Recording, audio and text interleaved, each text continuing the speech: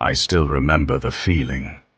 The sun was beginning to set as I stood beneath the towering arches of an ancient Moorish palace. Golden light spilled across walls covered in intricate carvings. Water flowed quietly through stone channels that had carried it for centuries. Every surface seemed alive with patterns, geometry, and meaning. Tourists wandered through the halls, stopping to take photographs before moving on. But I couldn't move. I kept asking myself the same question. Who built this? Who were the people capable of creating something so beautiful, so sophisticated, and so far ahead of its time? The deeper I looked, the stranger the mystery became. The civilization responsible for these wonders had once ruled vast territories stretching across continents. Their cities were among the most advanced in the world. Their scholars preserved ancient knowledge and made discoveries of their own. Their engineers transformed landscapes. Their physicians practiced medicine centuries ahead of their age. Yet today, many people know little about them. Some have heard the name. Few know the story. They were called the Moors, and their rise would change the course of history. For centuries, the Moors stood at the crossroads of Africa, Europe, and the Middle East. They were merchants, sailors, warriors, architects, philosophers, scientists, and explorers.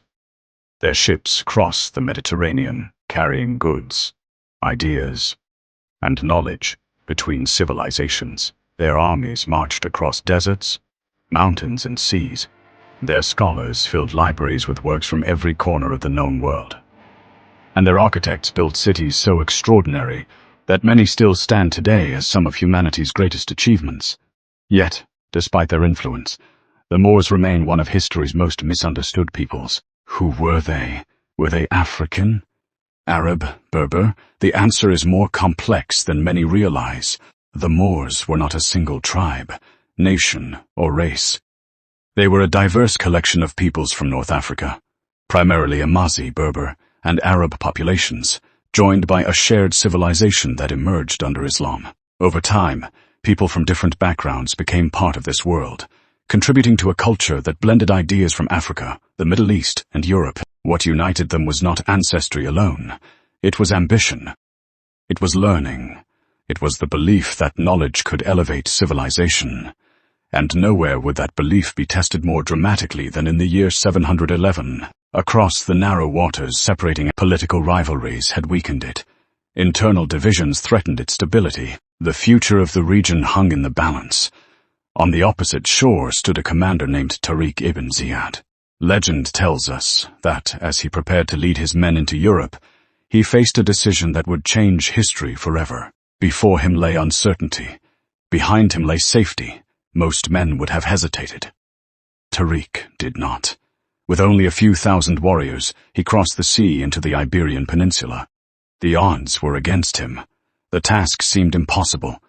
Yet within a few short years, Moorish forces had gained control over most of what we now know as Spain and Portugal. To many observers, it looked like a military miracle. But conquest was merely the opening chapter. The true story of the Moors begins not on the battlefield, but in the cities they built afterward, because what they created would astonish the world. Imagine arriving in a city where streets were illuminated after dark, where clean water flowed through public fountains, where physicians studied medicine in organized institutions, where libraries held hundreds of thousands of books, where scholars debated philosophy, mathematics, astronomy, and engineering. Now imagine doing so more than 1,000 years ago. That city existed. Its name was Cordoba.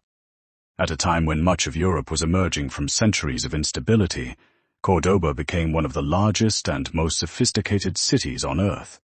Travelers from distant lands came to witness its wonders. Students crossed continents to study in its schools. Merchants filled its markets. Scholars expanded humanity's understanding of science, medicine, and the natural world. Knowledge that might otherwise have been lost was preserved within its walls. Ancient texts were translated, ideas were exchanged. Discoveries were made. The Moors became custodians of knowledge during one of history's most transformative eras. But greatness often attracts opposition. As Moorish civilization flourished, powerful rivals watched from beyond its borders. Kingdoms gathered strength. Religious tensions deepened. Old alliances crumbled. New enemies emerged. What followed would become one of the longest struggles in European history, a conflict that would last for centuries and ultimately determine the fate of an empire. The civilization that once seemed unstoppable would face its greatest challenge. This is the story of the Moors. The builders of magnificent cities, the guardians of knowledge. The explorers, scholars, and conquerors who connected continents and transformed civilizations. A people whose legacy still surrounds us today, hidden in architecture, language, science, and culture. A story of ambition, brilliance, conflict, and survival.